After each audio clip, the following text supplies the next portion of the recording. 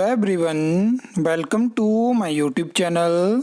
इस वीडियो में हम हिमाचल प्रदेश राज्य चयन आयोग हमीरपुर के बारे में बात करने वाले हैं, क्योंकि जहां पे हम उम्मीद कर रहे हैं कि हमें आयोग के माध्यम से नई वैकेंसी देखने को मिलेगी। जो वैकेंसी एडवर्टाइज हो रही है उसके एग्ज़ाम जल्दी देखने को मिलेंगे। वहां पे आयोग को एक रिक्रूटिंग एजेंसी नहीं मिल पा रही है। हम लेटेस्ट अपडेट्स के ऊपर बात करेंगे, तो आप वीडियो को अंत तक ज़रूर देखना। सबसे पहले मैं आपको बता दूं कि आयोग ने जो है वो पायलट बेसिस पे जो है वो एडसिल के माध्यम से एक एग्ज़ाम कंडक्ट करवाया, जो कि ओटीए का एग्ज़ाम था, जिसमें कि टोटल जो कैंडिडेट थे जिन्होंने कि एग्ज़ाम दिया वो 150 से कम थे। लेकिन उसके बावजूद एडसिल ने जो है वो उस एग्ज़ाम को कंडक्ट करवाने का 35 लाख रुपया जो है वो आयोग से लिया। जिसके बाद क्या सरकार ने क्या डिसीज़न लिया कि सरकार ने देखा कि जो टेंडर निकाले थे वो कैंसिल हो जाते हैं, तो टेम्पररी बेसिस पे सीडैक को फाइनल करने का डिसीज़न जो है वो कैबिनेट में लिया गया।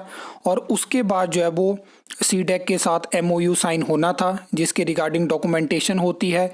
लेकिन सीडैक की तरफ से कोई प्रॉपर रिप्लाई नहीं मिलता है, और आज तक 6 महीने हो चुके हैं सीडैक ने एमओयू साइन नहीं किया, जिसमें कि लगातार मैंने आपको अपडेट दी है।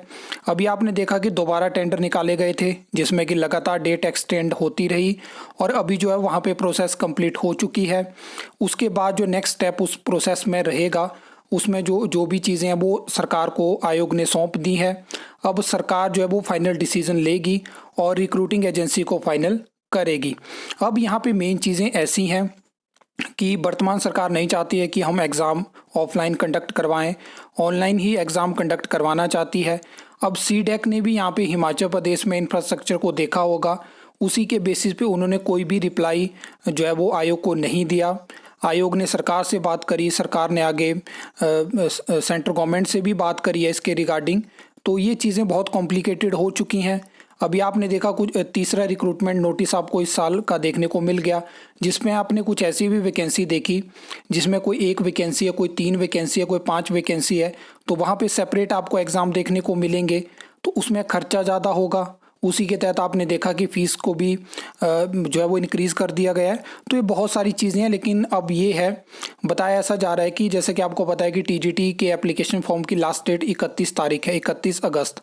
तो इससे पहले आपको जो है वो रिक्रूटिंग एजेंसी के रिगार्डिंग कोई न्यूज़ देखने को मिल सकती है, यानी रिक्रूटिंग एजेंसी फाइनल हो सकती है, क्योंकि लगभग 1 साल हो चुका है और आयोग को एक रिक्रूटिंग एजेंसी नहीं मिल पाई है। इसमें तो ऐसा हो सकता था कि बहुत सारे ऐसे पोस्ट कोड जिनमें कम वैकेंसी थी, जिनमें कम स्टूडेंट अप्लाई करते हैं, उनके एग्ज़ाम आयोग खुद भी कंडक्ट करवा सकता था। अब देखने वाली बात होगी कि जब एजेंसी मिलती है उसके बाद एजेंसी के पास कितनी पावर दी जाती है। क्या आयोग जो है वो खुद एग्ज़ाम जैसे होते हैं उनमें जो मतलब जो पेपर सेट होते हैं वो खुद करेगा, क्या उसके लिए एक अलग से एजेंसी जो है वो हायर की जाएगी, या जो रिक्रूटिंग एजेंसी होगी उसी के पास सारी पावर दी जाएगी। ये देखने वाली चीज़ें होंगी। लेकिन फ़िलहाल अगर रिक्रूटिंग एजेंसी मिल जाती है तो थोड़ी उम्मीद रहेगी कि आपको कुछ और नई वैकेंसी देखने को मिलेगी और जल्दी से जल्दी हिमाचल प्रदेश में आपको एग्ज़ाम देखने को मिलेंगे। जो मैंने टेंडर के बारे में आपको जानकारी दी तो उसमें बताया जा रहा है कि कुछ फर्म ने अप्लाई किया है। लास्ट टाइम पे जो टेंडर कैंसिल हुए थे उसमें ऐसा था कि 3 से कम जो था वो एजेंसी ने अप्लाई किया था, तभी वो कैंसिल हो गए थे। अभी उनका जो डेटा है वो सरकार को सौंप दिया आयोग ने। अब यहाँ पे देखते हैं कि सरकार क्या डिसीज़न लेती है और कितने जल्दी यहाँ पे हमें डिसीज़न देखने को मिलता है। आज भी हिमाचल प्रदेश की जो सरकार है उसकी कैबिनेट बैठक होने वाली है, उसमें भी देखते हैं कि कुछ डिसीज़न पेंडिंग है, उन पे क्या सरकार सोचती है, क्या डिसीज़न लेती है। फिलहाल के लिए यही जानकारी है कि हो सकता है कि आपको 31 तारीख से पहले रिक्रूटिंग एजेंसी के रिगार्डिंग कोई नोटिफिकेशन देखने को मिल जाए।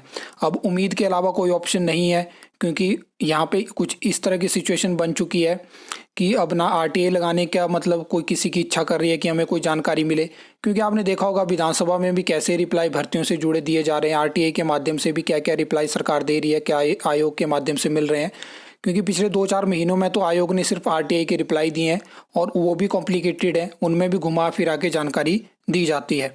इसके अलावा जैसे कोई और अपडेट आएगी तो मैं डेफिनेटली आपके साथ शेयर करूँगा।